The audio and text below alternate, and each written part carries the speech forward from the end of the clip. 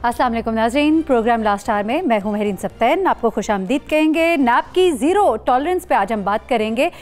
नैब KP अफसर office का दौरा किया चेयरमैन नैब ने और यहाँ पर जाकर उन्होंने जिस तरह का इरादा किया कि आने वाले वक्त में एहतसाब होगा, सबका एहतसाब होगा, मंतकी अंजाम तक पहुँचाया जाएगा तमाम केसेस को। तो इससे कुछ ऐसा लगता है कि अब सीरियस काम कुछ होने जा रहा है PTI वज़रा के हवाले से भी, और वो बात जो अपोजिशन की जानिब से सुनने को मिलती थी उनकी भी यकीनन तशफ़ी होगी और यकीनन दूसरी जानिब भी एहतसाब होता उनको दिखाई देगा। इस पर हम आज के प्रोग्राम में बात करेंगे। बहुत सी अहम इंकशाफात हम आपके सामने लेकर आएंगे। एहतसाब कमीशन जो कि बनाया गया, उस पर कितना खर्चा हुआ, उसके बाद उसके बंद होने के बाद क्या कुछ होगा, क्या जो मज़ीद तफसीलात है वो आपको बताएंगे आज के प्रोग्राम में। फिर बात करेंगे पंजाब हुकूमत की। उस्मान वज़ार साहब ने कहा है कि सूबाई काबीना का इजलास जो है अब वो जनूबी पंजाब के मुख्तलिफ शहरों में होगा। चलिए जी, बहुत अच्छी बात है, यानी कि शायद आप तख्त लाहौर के उस तासर को ज़ाइल करना चाहते हैं। ठीक है, आवाम के डोर स्टेप पे उनके पास पहुंच के उनकी बातें सुनेंगे। साथ आप ये भी कहते हैं कि सब सेक्रेटेरिएट बनाया जाएगा जनूबी पंजाब में। सूबा बहावलपुर से आवाज़ें आती हैं कि सूबा बहावलपुर कहाँ गया, जो वादे किए गए थे वो कहाँ गए। लेकिन इन सब बातों को एक साइड पर रख कर सवाल यहाँ पर यह भी उठता है कि क्या ये कोई हुडविंक है, आवाम को बहलाने की कोशिश है? क्या आप ये चाहते हैं कि सिर्फ इन बातों से ही वो बहल जाए, वो जो असल मकसद है उससे वो दूर हो जाए, जैसा कि राना सनाउल्लाह मुसलसल कह रहे हैं? इस पर भी आज के प्रोग्राम में बात करेंगे। सबसे आखिर में नेवरदलेस हम बात करेंगे हमारे वकला बरादरी की। हम यकीनन उनके साथ बहुत से मौज़ूआत पर खड़े भी होते हैं, लेकिन वकला गर्दी के जो मनाजिर हम देखते हैं मुख्तलिफ औकात में और जिस तरह से कानून को तोड़ा जाता है, ये कानून बनाने वाले ये जिस तरह से कानून को तोड़ते हैं तो बड़ा दुख होता है। चैम्बर्स इनके गिराए गए CDA की तरफ से, और पहले से भी डबल चैम्बर्स इन्होंने दोबारा तामीर कर दिए। जजेस के चैम्बर को ताला लगा दिया जाता है, जजेस जो है उन्हें महसूर कर दिया जाता है, और जहाँ पर भी कोई फैसला अगर इनके खिलाफ आता है तो ये बिफर जाते हैं। ऐसा क्यों है? अगर कानून के रखवाले, कानून बनाने वाले ऐसे होंगे तो फिर आगे क्या हाल होगा, ये आप सोच ही सकते हैं। अपने मेहमानों के बारे में आपको बताते चले। साथ इस वक्त आरिफ चौधरी साहब मौजूद है इस्लामाबाद स्टूडियो से, आरिफ हमीद भट्टी सीनियर तज्ज़ियाकार हमारे साथ मौजूद है लाहौर से, मुमताज़ बंगश जो है वो हमें ज्वाइन करेंगे पेशावर से, और कामरान खान हमारे साथ इस वक्त मौजूद हैं इस्लामाबाद स्टूडियो से। आप सबकी आमद का बहुत शुक्रिया। आरिफ हमीद भट्टी साहब, आपसे आगाज़ कर लेते हैं और बात करते हैं ज़रा ये जो हम नैब की ज़ीरो टॉलरेंस की जो हम बात कर रहे हैं, और इस वक्त ऐसा लग रहा है कि अब बहुत से केसेस खुलेंगे। जब मालम जब्बा केस की बात की जाती है, सवात में जो टूरिज़म के हवाले से जो कुछ हुआ, वहाँ पे जो कुछ हमें नज़र आते हैं डिफेक्ट्स, उनको भी निकाला जाएगा, और बहुत से चीदा चीदा केसेस है जो निकल कर सामने आएंगे। लग रहा है आपको कि अब ये सब कुछ होगा? बिस्मिल्लाहिर्रहमानिर्रहीम। महरीन, एक तो मैं आपको खबर देता चलूं, इस मुल्क में लूटा हुआ अरबों डॉलर वापस आने वाला है अगर कल कोई NRO ना हो जाए। आज तक 11:04 तक की बात बता रहा हूं। अच्छा, 4 मिनट की बता रहा हूं। 2 बड़े पॉलिटिशियन पैसे देने के लिए तैयार हो चुके हैं। हाँ जी, कुछ खबरें हैं मियां नवाज शरीफ साहब के हवाले से भी। जी जी, नहीं, सारे ही अब सब लुटेरे या लूटा हुआ माल वापस करने के लिए राजी हैं, लेकिन सिर्फ एक मांग रहे हैं कि थोड़ी सी हमारी इज्जत बच जाए, हमें डाकू क्या कहना, पैसे लिए जाए, तरीके से कोई पैसे ले लिए जाए। उसका तरीकाकार तय नहीं हो रहा, वरना आज एक अहम शख्सियत गिरफ्तार हो जानी थी अगर वो मामला चल ना आ रहे होते। अच्छा, तो जहां तक रह गई बात एहतसाब की, मेरा ख्याल है ये एक हकीकत है कि एहतसाब गैर जानिबदार नहीं हो रहा। मुझे इस कहने में कोई भाम नहीं है। क्या नून लीग के तो हाल ही करप्ट नहीं है? PTI में भी तो नून लीग और पीपल्स पार्टी के लोग हैं। इमरान हाँ यकीनन ऑनेस्ट आदमी है, मुल्क के लिए कुछ करना चाह रहे हैं, लेकिन उनकी टीम अब भी चौके छक्के लगा रही है। गो के उनके नताइज थोड़ा सा लेट आएंगे। जब हुक्मरान नया आता है तो चीज़ें बड़ी खुफिया रखने की कोशिश करता है। तो आज चेयरमैन नैब ने बाकायदा ना सिर्फ मुस्लिम लीग नून, साफ पानी, 56 कंपनियां, बल्कि हुकूमती और हुकूमती जमातों के बारे में जो रेफरेंस लाहौर में ज़ेर समात है, इंक्वायरियाँ हैं या इन्वेस्टिगेशन, उस पर भी ब्रीफिंग ली है। तो तवक्को ये की जा रही है कि आने वाले दिनों में अगर कोई खुफिया ताकत नहीं बीच में आती तो ये रिकवरी का सिलसिला जारी होगा, क्योंकि इनको हमने जेलों में रख के करोड़ों रुपया कौम का खर्चा नहीं करना, इनसे पैसे निकलवाने हैं। तो मैं तो तवक्को ये कर रहा हूँ कि इंशाअल्लाह ताला बेहतरी की तरफ ये जो कदम हुआ है, इस पे 2 मुल्क की अहम शख्सियात बड़ी काबिल तारीफ़ हैं, जिनका रोल है, जिनके पास उनके करीबी अजीज़ को भिजवाया गया, उन्होंने कहा जी इस इशू में हमारी मदद करें, तो उन्होंने क्रिस्टल क्लियर कहा इसमें मैं कुछ इंटरफेरेंस नहीं करूंगा, आप अदालतों से अपने मामला क्लियर कराएं। अब देखना है कि आने वाले दिनों में इन लोगों से पैसे किस रफ्तार से आते हैं। अगर नैब ने यही रफ्तार रखी तो पैसों की वापसी कौमी ख़जाने में तेज़ी से होगी, वरना फिर माजी की तरह कहीं इस घर को आग ना लग जाए, घर ही के चिराग से, अल्लाह ना करे। आरिफ हमीद साहब, अभी जो हम पिछले अगर कुछ वाक़यात, हालात व वाक़यात देखते हैं तो हम ये भी देख रहे हैं कि जिस तरह अपोजिशन अरकान ने, जो मेंबरान कौमी असम्बली है, उन्होंने जैसा ख़त लिखा उसका भी एक मस्बत जवाब आया चेयरमैन नैब की तरफ से। फिर हमने ये भी देखा कि महमूद खान साहब जब आके कहते हैं कि अब मुझे नैब दोबारा नहीं बुलाएगा, मैं बिल्कुल पाक साफ़ होकर निकला हूँ बाहर, तो फिर भी नैब का जवाब आ जाता है। फिर उसके बाद ये एक और फर्दर जो स्टेप लिया गया चेयरमैन नैब की तरफ से, तो ये तमाम कड़ियाँ बताती हैं कि वाक़तन अब एहतसाब जो है, जिस तरह अभी आपने भी फरमाया, सही सिमत में जा रहा है और आने वाले वक्त में अगर कुछ ऐसा गलत नहीं हो जाता तो फिर वाकईतन ये पैसा जो है कौमी खजाने में आएगा, एहतसाब कमीशन वाला हाल नहीं होगा। नहीं, देखिए अभी तक मैंने कहा है जो मुल्क की अहम शख्सियत है उन्होंने पॉलिटिकल हुकूमत को कहा है आप अपना काम करें, हम इंटरफेरेंस नहीं करेंगे। अपोजिशन को कहा है अपना काम करें, ताहम करप्शन के एलिगेशन जिसके भी खिलाफ हुए क्रॉस दी बोर्ड उस पर कार्रवाई होगी, उसके साथ किसी किस्म की कोई रियायत नहीं दी जाएगी। हाँ उसका किसी अदारे से वास्ता हो, खुदा उसका किसी सियासी जमात से हो, हाँ मीडिया से हो। सही है। अब तक की इतलात के मुताबिक कराची की अहम तरीन शख्सियत, वो भी कल तक तो तनकीद बराए तनकीद बड़ा डोल ढमके से बजा रहे थे, लेकिन सुना है आज रात उन्होंने भी राब्ते कर लिए है कि साईं जान दो साड़ी इज्जत बचाओ, तो ले लो जो लेना देना। अच्छा, बड़ी अहम इंकिशाफात है। अगर वाकईतन ऐसा हो गया तो फिर आने वाले वक्त में हमें बहुत सारे लोग जो सलाखों के पीछे जाते देख लेते नहीं नजर आएंगे। अच्छा, मुमताज़ बंगश की तरफ चलते। मुमताज़ बंगश, आप बताइएगा ये जो चेयरमैन नैब का दौरा है इस वक्त, जो वो वहाँ पर गए हैं, जो दफ्तर खुलवाया है, जो कागजात और हाई प्रोफाइल केसेस जो हम तक इत्तलात पहुँची हैं वो अब निकलवाए जा रहे हैं, और बहुत सी अहम चीज़ें जो आने वाले वक्त में जो कह रहे हैं वो होने जा रही हैं। कुछ ऐसे आपको इकदाम नजर आ रहे हैं, ऐसी हलचल दिखाई दी आपको वहाँ पर? बिल्कुल, आज जो उनका खैबर पख्तूनख्वा का दौरा था उससे तो ये साफ दिखाई दे रहा है कि अब खैबर पख्तूनख्वा में भी बहुत सारे ऐसे केसेस हैं जो पहले भी जिसकी इंक्वायरी शुरू होनी थी लेकिन बाद में नामालूम वजूहात की बिना पर उससे डिले कर दिया गया।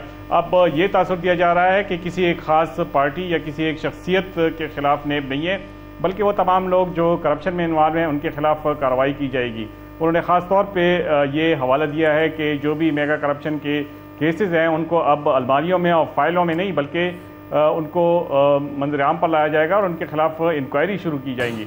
या मैं आपको ये बताऊं कि कुछ 6 महीने कबल से कुछ ऐसे केसेस थे खैबर पख्तूनख्वा में कि जिसमें इवन मौजूदा हुकूमत के लोग जो थे वो इन्वॉल्व थे, लेकिन वो केसेस जो हैं वो अभी तक सामने नहीं आए। शायद चेयरमैन नैब का इस तरफ भी इशारा था, और वो तमाम केसेस जो माजी में आए थे उनमें जिस तरह आपने जिक्र किया मालम जबा का केस तो पहले से चल रहा है, हेलीकॉप्टर केस है वो भी वहाँ पे वो चल रहा है, लेकिन कुछ ऐसे केसेस थे जिस तरह सवात में सयाहत से मुतालिक केसेस थे, वहाँ पे कमाल एरिया प्रोजेक्ट है, और इसके अलावा चित्राल में दरख्तों की कटाई से मुतालिक एक स्कैंडल था, वो केस नैब में आया था। टीचिंग हॉस्पिटल का केस भी है, बायोमेट्रिक जो महकमा तालीम का था उसका भी कोई केस है, बहुत सारे छोटे छोटे केसेस भी खोले जा रहे हैं, हाई प्रोफाइल केसेस भी खोले जा रहे हैं।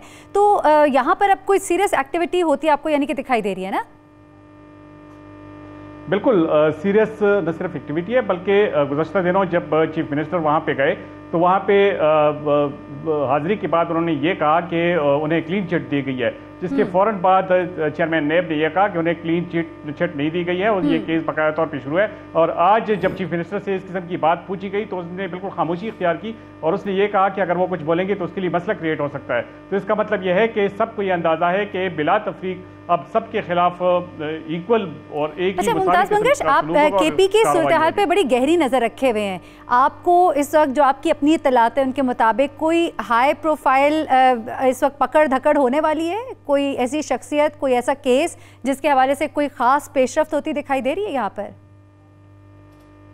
असल में यहाँ पे जो दो केसेस हैं इस वक्त जिस पे नैब काम कर रहा है, उसमें एक तो जो मालामजबा अराजी स्कैंडल है वो केस है, जिसमें परवेज खटक के अलावा जो आजम खान है उसको भी बुलाया गया था। इसके अलावा उसमें दीगर जो शख्सियात हैं उनको भी बुलाया गया था। जो सिटिंग चीफ मिनिस्टर है महमूद खान, उसको भी बुलाया गया है। और इसके अलावा जो एक हेलीकॉप्टर केस है जिसमें इमरान खान को भी तलब किया गया था, वो केस भी ज़ेर समाअत है और वहाँ पे उसकी इंक्वायरी जारी है। इसके अलावा जो दीगर केसेस थे जो इस साल तकरीबन 6 माह कबल नैब को मौसूल है और बाकायदा तौर पे उसका इंक्वायरी का आर्डर भी दिया गया है। जिस तरह मैंने कहा कि सवात में और इसके अलावा चतराल में जो टूरिज्म डिपार्टमेंट के मुख्तलिफ प्रोजेक्ट्स हैं उनमें इंक्वायरी शुरू की गई थी।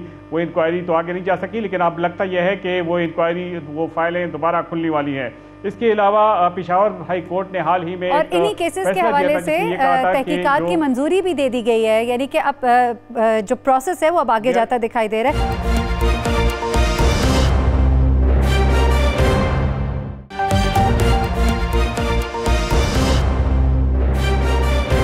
आरिफ चौधरी साहब, माहिर कानून है आप, और कानून की ज़ुबान में अगर ज़रा इसको समझा सके, जैसा एहतसाब कमीशन पहले बना था और एहतसाब कमीशन ने आगाज़ में बड़ा अच्छा काम भी करना शुरू किया, बहुत से हाई प्रोफाइल केसेस खोले, बहुत से मुकदमात का इंदराज हुआ, शख्सियात को गिरफ्तार भी किया गया, बहुत सी रिकवरीज भी हुई और अभी बहुत मज़ीद रिकवरी होने वाली थी। लेकिन फिर इख्तलाफात उठने शुरू हो गए, हामिद खान साहब ने इस्तीफ़ा दे दिया और उसके बाद फिर हम किसी को उस पोस्ट पर देख ना सके।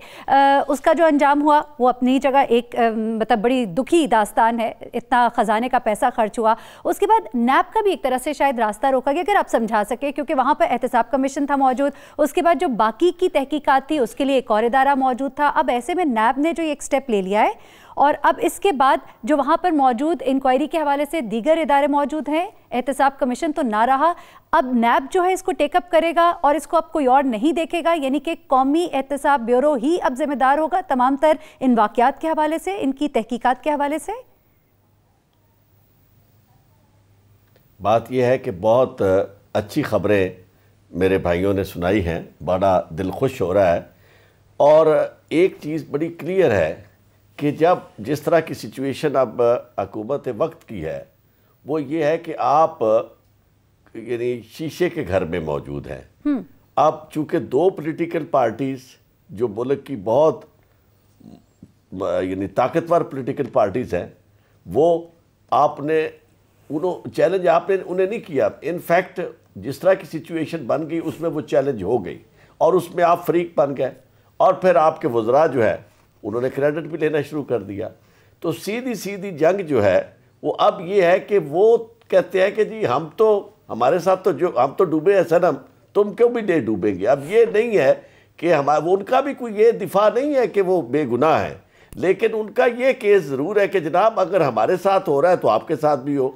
ऐसी सूरत हाल में ये हो नहीं सकता कि कोई एहतसाब से बच सके। उसकी वजह यह है कि शीशे के घर में बैठे हुए लोग अल्टीमेटली उसका निशाना बन जाते हैं। एक चीज़ जो बड़ी वाज़ेह है, जो मैं समझता हूँ हम सब के लिए बड़ी यानी दिल को खुश भी करने वाली है, और अगर ऐसा ना हो तो बहुत परेशानी वाली बात है, वो ये है कि चेयरमैन मौजूदा जो हैं नैब के, वो चेयरमैन साहब बाहर सूरत उनकी इंटेग्रिटी के मामले में आज तक किसी ने सवाल नहीं किया। एक चीज़ का सवाल उनसे आज, क्योंकि मैं इन दोस्तों की बातों में ज़्यादा शायद ऐड ना करना चाहूँ, मैं कुछ एक दो बातें बड़ी ज़रूरी अलहदा तौर पर करना चाहूँगा। वो ये है कि जितना बड़ा काम वो आप करने चले हैं उसमें उन्हें अपनी कैपेसिटी जो है वो भी दुरुस्त करनी होगी। और शायद मेरे दोस्त मेरे साथ एग्री करेंगे कि अपने घर में बैठे हुए कुछ लोग जो बाज़ लोगों को फ़ायदे पहुँचा रहे हैं उनका भी मुआसमा करना होगा, उसकी भी सफाई करनी होगी। क्योंकि ये बहुत आप कह रहे हैं नैब के अंदर भी सफाई करनी पड़ेगी। नैब के अंदर भी सफाई बड़ी ज़रूरी है। उसकी वजह यह है कि अगर ये केस आप फ्लैगशिप वाला केस देखें तो इसमें बहुत ज़्यादा रियायत जो है वो नैब के वो आईओ ने भी दी है, इन्वेस्टिगेटिंग ऑफिसर ने दी है। यानी आप इन इस पे भी क्वेश्चन किया जा रहा है, ऐसे रकूनत छोड़े गए हैं कि जिनको के चैलेंज इस्लामाबाद हाई कोर्ट में बड़े आराम से किया जा सकता है और मार्जिन शायद के छोड़ दिया गया, ऐसा कहा जा रहा है। जो माहिरीन इस वक्त अपनी राय दे रहे हैं वो ये कह रहे हैं इस तरह के रकूनत छोड़े गए हैं कि एहतसाब अदालत के बाद आप इस्लामाबाद हाई कोर्ट से शायद कोई बख्शिश लेने में कामयाब हो जाए। दोनों केसेस को नहीं, मैं आपको अर्ज करूं, दोनों केसेस को एट पार्ट ट्रीट करना होगा। केस वो है ये फ्लैगशिप वाला जिसकी बुनियाद पर नवाज शरीफ साहब नाअहल हुए सुप्रीम कोर्ट से, और ये वो केस है जिसमें वो पायरेट्स ऑफ पेंट हाउस की प्रॉपर्टीज का जिक्र आता है और वो सारे का सारा आर्टिकल आपके जेहन में है जिसकी कोई तरदीद नहीं आई। तो खैर इस लिहाज से मैं ये समझता हूँ कि बड़ा यानी काम उनका मारकतुल आरा होगा, लेकिन ऐसे मारकतुल आरा काम के लिए एक बात तो नैब के लिए है और दूसरी बात अपोजिशन के लिए है, और वो ये है कि राणा साहब का आज मैं स्टेटमेंट देख रहा था, जो जिनका आपने जिक्र किया, राणा सनाउल्लाह साहब, वो कहते थे अब रिलीफ हमें अदालतों से ही मिलेगा। राणा साहब, अगर आपको अदालतों से ही रिलीफ मिलना है और ये खबर आप दे रहे हैं लोगों को, तो फिर आपको क्या गिला है उनके ऊपर, वज़रा के ऊपर, जो अपने तौर पर अंदाजे लगा रहे होते हैं कि जनाब सजाएं ये जेल जाएंगे। तो ये आप रिलीफ की बात कर रहे हैं, तो ये भी आप अपने हिसाब से बात कर रहे हैं। वो आपके लोगों की जेल जाने की बात करते हैं तो वो भी अपने हिसाब से बात करते हैं। इस बुनियाद पर आप ना नैब को पार्टी बनाएं और ना ही गवर्नमेंट को मतून करें कि जी गवर्नमेंट जो है वो नैब जो है उनके कहने पे कुछ कर रही है। खुदारा आप इस प्रोसेस को चलने दें और फिर यदि अगर आपने मान लिया है बिल्कुल सही, एक प्रोसेस जो चल पड़ा है, जरा देखें कि ये आगे चल के क्या कुछ करता है। यकीनन नैब के अंदर आपने जैसे कि कहा वहां पे भी सफाई करने की जरूरत है। अच्छा कामरान खान, आप ये बताइएगा कि जिस तरह हमने आगाज में बात की कि एहतसाब कमीशन जो इसने एक तरह से नैब का रास्ता केपी में रोक दिया था फॉर द टाइम बीइंग, और जो 5 करोड़ से नीचे के केसेस थे ये कह दिया गया कि एंटी करप्शन इसको डील करेगी। अब हमारी जो इत्तलात है कुछ इस तरह की प्लानिंग की जा रही है, कुछ इस तरह का कानून साजी करने की कोशिश की जा रही है कि जो केसेस हैं उन्हें अब एंटी करप्शन जो है वो डील करे, यानी एक बार फिर नैब का जो है रास्ता किसी हद तक उसमें रुकावट डाली जाए। कुछ इस तरह के इत्तलात हैं और कुछ इस तरह हो सकता है, कानून में ये पॉसिबिलिटी मौजूद है। जी देखिए, मेरी नाकिस राय में तो यही वाला काम जो कि केपी में आपने अभी जिक्र किया यही सिंध में भी हुआ। सिंध में भी उन्होंने कुछ इस तरह की लेजिस्लेशन करना चाहिए जिसमें कहा गया कि जो ये नैब जो कि एक फेडरल लेजिस्लेशन है इसका दायरा कार सिर्फ सिंध पे एप्लीकेबल ना हो।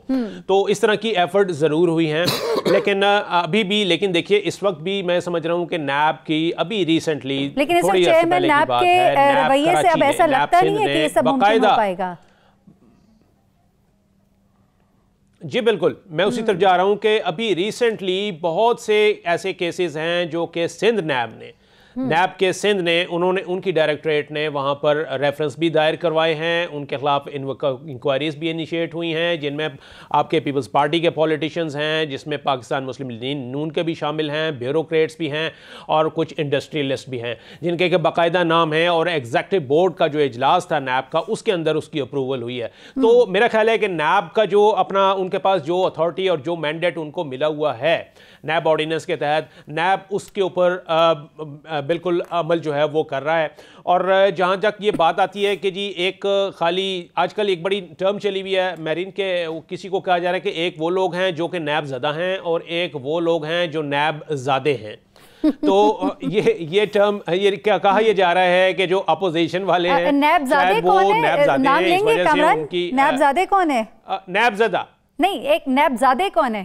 जी नैबज़ादे वो हैं जो शायद बरसर इक़्तिदार हैं। अच्छा। जो बरसर इक़्तिदार हैं ये कहा जा रहा है, पीटीआई वालों को कहा जा रहा है, मुझे कहने में कोई आर नहीं है, ये बात बड़ी अभी चल रही है। और नैबज़दा सिर्फ उनको कहा जा रहा है जो कि इस वक्त ज़ेरे अताब है।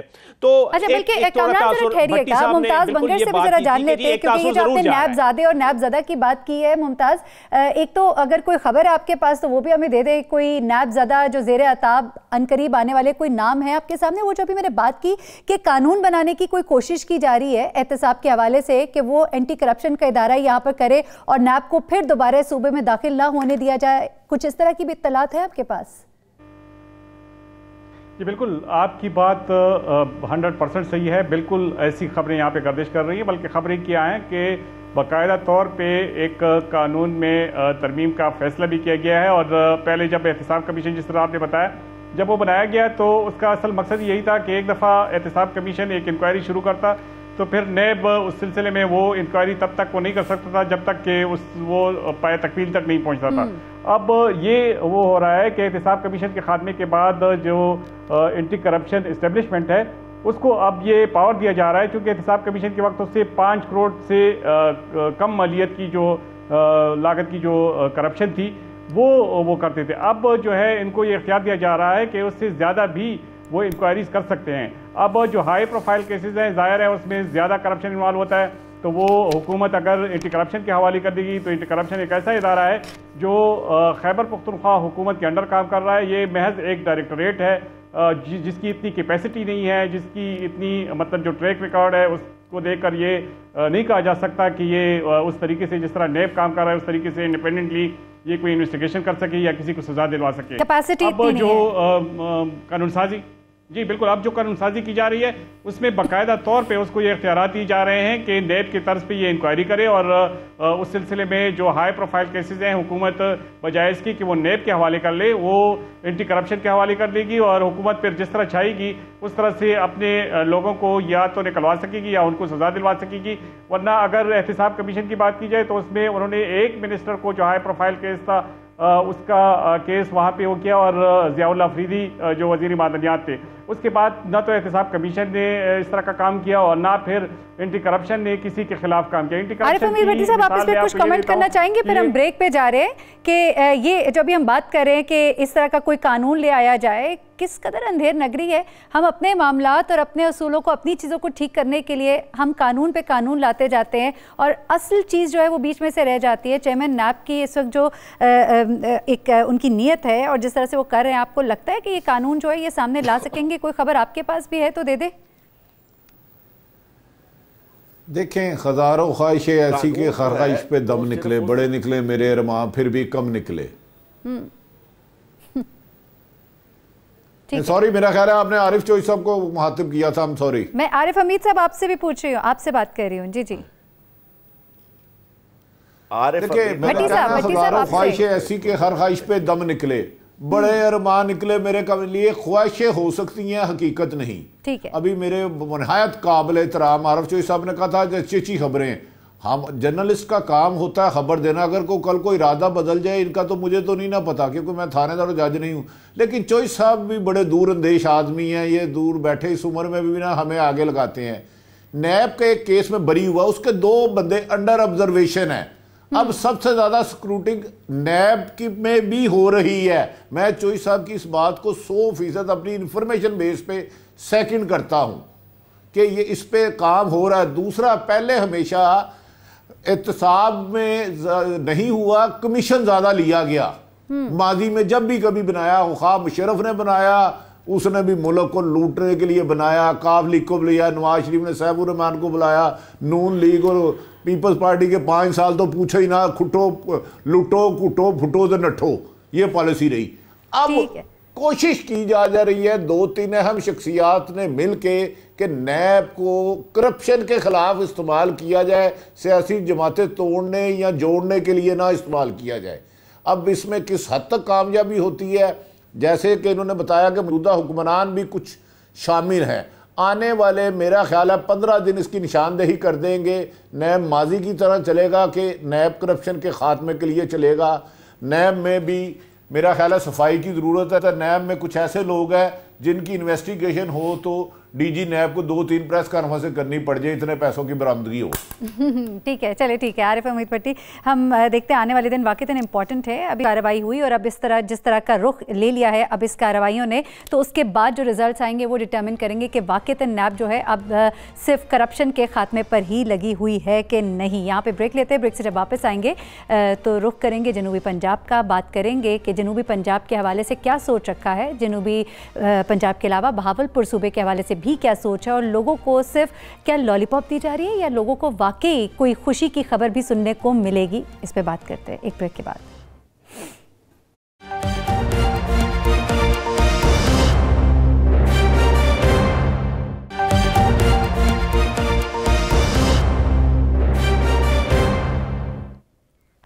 वेलकम बैक नाजरीन।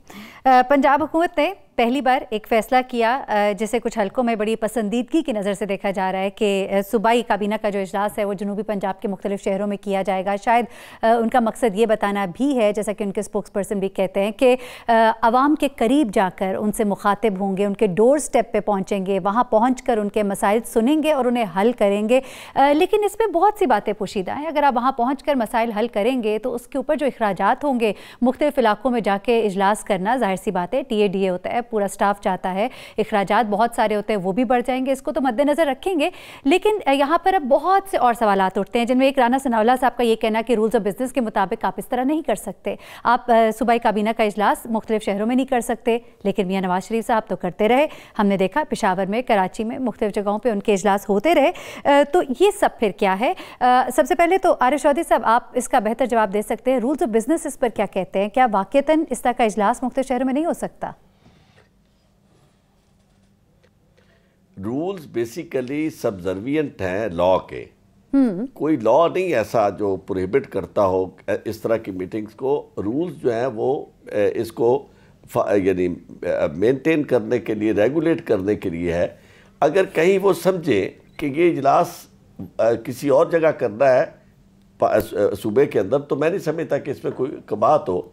जहाँ तक अखराजात की बात आपने की, लाहौर में इजलास करने का फ़ायदा सिर्फ ये होता है कि लाहौर के मेंबरान जो हैं वो शायद TADA ना लेते हों, ये अलबत्ता बाकी सारे सूबे के आने वाले जो हैं वो TADA लेते हैं। और इसी तरह अगर किसी और सूबे में किसी और जगह होगा तो वहाँ भी वहाँ के लोग जो हैं जो करीब है, मतलब अगर भावलपुर में हो रहा है तो भावलपुर वाले और उसके करीब करीब जितने भी हैं वो नहीं ले सकेंगे। ये TADA से ज़्यादा इम्पॉर्टेंट बात है, मैं आपको अर्ज़ करूँ।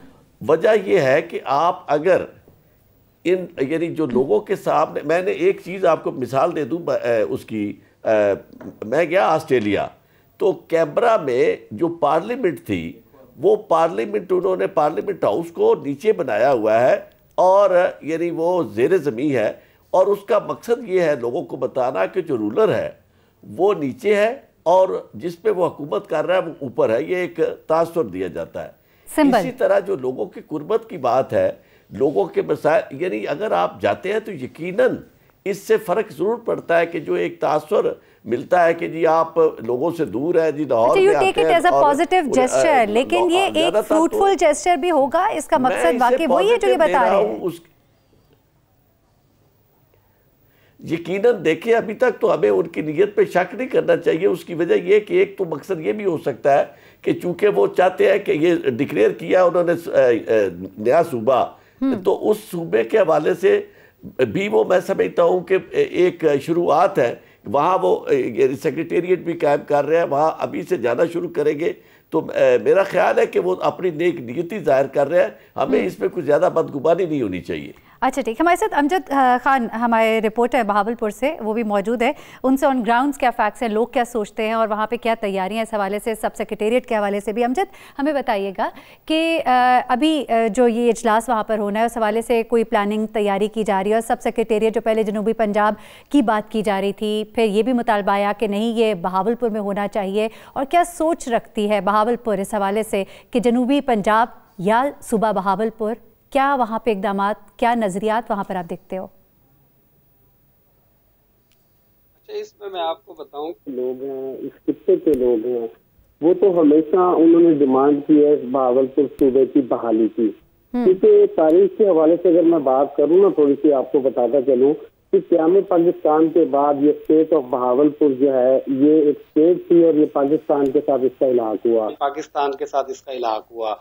और 1951 में स्टेट को जो है वो बहावलपुर सूबे का दर्जा दे दिया गया। बाकायदा दौलत खाना था यहाँ पर, वो उसको असम्बली हाल बनाया गया, उसको दर्जा दिया गया।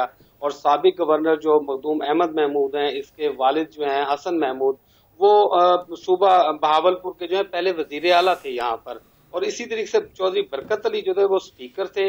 और जो मौजूदा वफाकी वजीर हैं तारिक बशीर चीमा साहब, इनके जो वालिद साहब थे चौधरी बशीर चीमा, वो डिप्टी स्पीकर थे यहाँ पर। और ये जब सिलसिला चलता रहा, 3 साल तक ये सिलसिला चलता रहा। 1954 में जब 1 यूनिट बनाने का फैसला किया गया तो ये भी तय हुआ कि जब 1 यूनिट खत्म होगी तो बहावलपुर को दोबारा सूबे का दर्जा दिया जाएगा। लेकिन ऐसा ना हुआ। 1970 में जब 1 यूनिट खत्म हुई तो सूबा बलोचिस्तान तो बना दिया गया, लेकिन इसको दोबारा सूबे का दर्जा नहीं दिया गया। तो सिलसिला इस तरीके से फिर एक तहरीक चल पड़ी, और जब तहरीक चली यहाँ से बहावलपुर से, तो 1970 में इस तहरीक ने जोर पकड़ा, फायरिंग भी हुई और 2 अफराद जो है वो हलाक भी हुए इस तहरीक के अंदर, और फिर इस तरीके से ये सिलसिला चलता रहा। लेकिन 1973 के आइन के अंदर मैं आपको ये बताऊं कि मेंबर असम्बली जो यहाँ पर कौमी असम्बली निजामुद्दीन हैदर थे, महाज सूबा महाज के, और उन्होंने उसके अंदर दस्तखत ही नहीं किए थे। इसी तरीके से मेंबर असम्बली अब्दुल नबी कांजू जो थे, उन्होंने बकायदा इख्तिलाफी नोट दिया था सूबा बहाली के हवाले से कि हमारा सूबा बहाल किया जाए। बिल्कुल। और अमजद, और ये जो तासुर है वहाँ पे अमूमी तौर पर अवाम में भी पाया जाता है। वो भी चाहते हैं कि बहावलपुर सूबा जो है उसकी एक अलग अपनी शनाख्त होनी चाहिए और बहावलपुर सूबा होना चाहिए। लेकिन ये बताएं,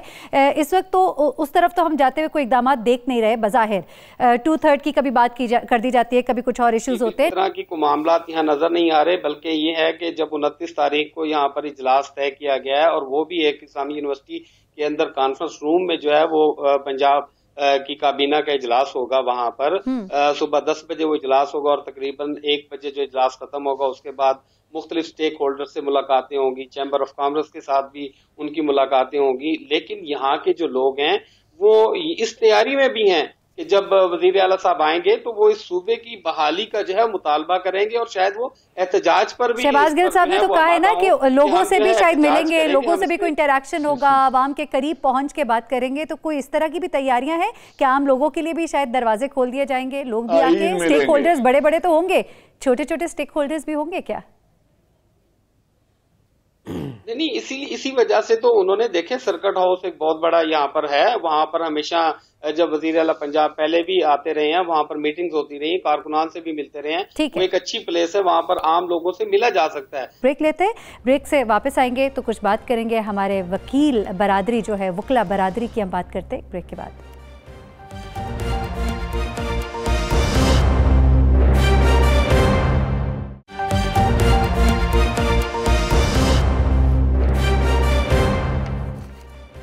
वेलकम बैक नाजरीन। इस्लामाबाद में सीडीए ने रात गए चैम्बर्स जो है वो गिरा दिए, वकला के उनके खिलाफ ऑपरेशन किया, चैम्बर्स जो गिराए गए। उसके बाद अगले दिन देखा गया कि उससे भी ज़्यादा यानी कि तकरीबन डबल जो है चैम्बर्स दोबारा बना दिए गए। जजेस के जो जजेस साहिबान है वो अंदर मैसूर होने पे मजबूर हो गए, ताले लगा दिए गए अदालतों को। ये सब कुछ किया जाता है जब कभी उनकी मर्जी के खिलाफ कुछ काम किया जाता है। मैं बात कर रही हूँ अपनी वकील बरादरी की, वकील भाइयों की बात कर रहे हैं हम। एहतजाज का ऐलान भी कर दिया गया, अदालतों का बाइकआउट भी कर दिया गया। साइलिन जो हैं वो परेशानी का सामना करेंगे, वो परेशान होंगे, अदालतें बंद रहेंगी, वकला जो है वो एहतजाज करेंगे। चले एहतजाज करें, लेकिन ऐसा एहतजाज करें जिससे किसी को तकलीफ ना पहुँचे, नंबर 1। नंबर 2, ये जायज़ बात के लिए एहतजाज करें। हम ज़रा इसका जायज़ा लेने की कोशिश करेंगे कि कहाँ तक उनका मुताबिक वो जायज़ है, कहाँ तक वो जो बात कर रहे हैं वो उन्हें नहीं करनी चाहिए, और जिस तरह का रवैया वो रवा रखे हुए हैं क्या वो सही है। और इस पर मेरे ख्याल से बहुत बेहतर गुफ्तगू जो है आरिफ चौधरी साहब हमसे कर सकेंगे, माहिर कानून भी हैं, वकील बरादरी जो है उनके जो ये एहतजाज हमारे रोज़ देखते हैं, कभी पुलिस वालों को मार रहे हैं, कभी बेंचेस ना बनाने के ऊपर तोड़ फोड़ शुरू कर दी जाती है, ताले लगा दिए जाते हैं, इवन जजेस तक को नहीं छोड़ा जाता। तो क्या कहेंगे आरिफ साहब, ये सब कुछ क्या है? बेशक आपकी कोई डिमांड है, आप सही भी होंगे, लेकिन क्या ये तरीक़ाकार सही है? एक शायर ने किसी के बारे में कहा था, उसकी तारीफ़ करते हुए कि असलम तेरा कलम वी, असलम कौलसरी शायर थे, और उनकी तारीफ़ में उन्होंने कहा था कि असलम तेरा कलम वी ते सजना अजीबे करदा नवे सवाल जवाबा दे नाल नाल। अब आपकी जो गुफ्तगू है उसमें सवाल भी हैं और जवाब भी हैं। मेरे लिए कुछ ज़्यादा बात कहने वाली नहीं है, लेकिन ये ज़रूर मैं कहूँगा, आपकी राय बहुत ज़रूरी है, ये तो मेरी राय है। इफ्तिखार चौधरी साहब, नहीं मैं आपको अर्ज़ करूँ, इफ्तिखार चौधरी साहब की जो तहरीक चली बहाली वाली, उसके जो नुकसानात बाकी जो भी हुए, लेकिन सबसे बड़ा नुकसान ये हुआ कि एहतजाज का वो तरीक़ेकार जो पढ़े लिखे तबके का नहीं था वो बन गया। लिहाजा इस हद तक तो मैं आपके साथ इत्तेफाक करता हूँ, लेकिन एक बात जिसकी तरफ किसी की भी तवज्जो नहीं जाती वो ये है कि दुनिया में किसी जगह ये तस्वर है कि आप मुल्क चला रहे हैं, कैपिटल आपका है और कैपिटल के अंदर आप अदालतों के लिए और वकला के लिए जगह ही नहीं छोड़ते। यानी इस वक्त ये और कई सालों से ये जो कचहरी बनी हुई है, किसी ने गौर किया है कि किस जगह पे है? और वहाँ किराए की छोटी छोटी दुकानों के अंदर सिविल जजेस और एडिशनल डिस्ट्रिक्ट जजेस जो हैं वो बैठे हैं। और इस बारे में मैं पिछले साल प्रेसिडेंट था इस्लामाबाद हाई कोर्ट बार का।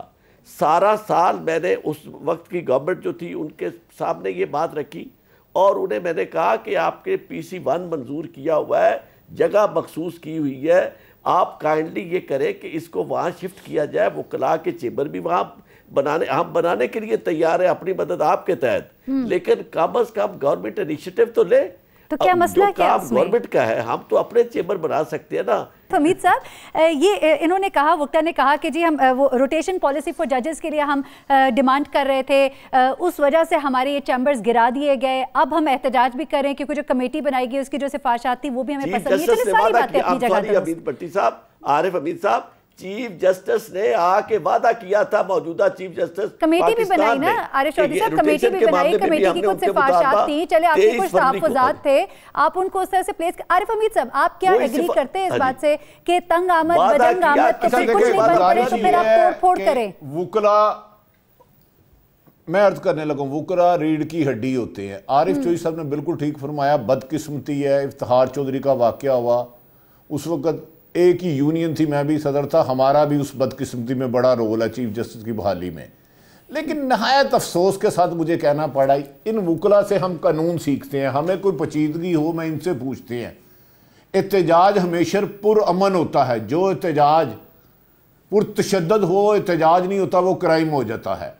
मैं नहीं समझता कि किसी भी कीमत पर कोई भी आज भी अच्छा वकील तोड़ फोड़ खड़े, किसी कुर्सी तोड़े, किसी को थप्पड़ मारे, ना कभी वो मारते हैं। ये चंद लोग गड़बड़ करते हैं जो इन्हें नहीं करनी चाहिए। वकील एक मुकद्दस पेशा, लोगों को इंसाफ दिलाना। अगर वकील तोड़ फोड़ और कानून तोड़ने लग पड़ेंगे तो हम जैसे तालिब इल्म जो चोई साहब और दिगर वकला से सीखते हैं तो हम बड़े डिसहार्ड होंगे। दूसरा, चैम्बर मेरा ख्याल है वकीलों को अपने पैसों से खुद बनाना चाहिए।